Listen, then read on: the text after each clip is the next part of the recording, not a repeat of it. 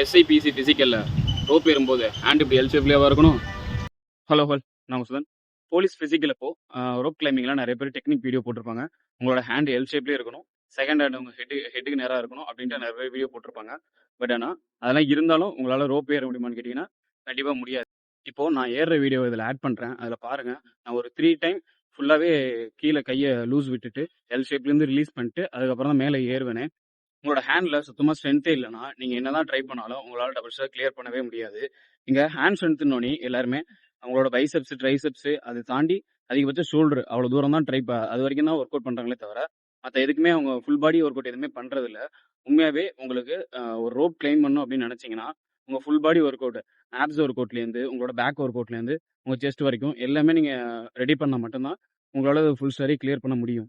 இங்க எல்லா ஈவெண்ட்டுக்குமே டெக்னிக்குங்கிறது ரொம்ப முக்கியமான ஒன்று தான். பட் ஆனால் உங்கள்ட்ட ஸ்ட்ரென்த்துங்கிறது அதை விட ரொம்ப முக்கியமான ஒன்று. நீங்கள் எந்த அளவுக்கு ஸ்ட்ரென்த்தை பில்ட் பண்ணுறீங்களோ அந்த அளவுக்கு உங்களுக்கு டெக்னிக் யூஸ்ஃபுல்லாக இருக்கும். திருப்பி நாளைக்கு அடுத்த ஒரு வீடியோவில் அடுத்த நாளில் பார்ப்போம். பை.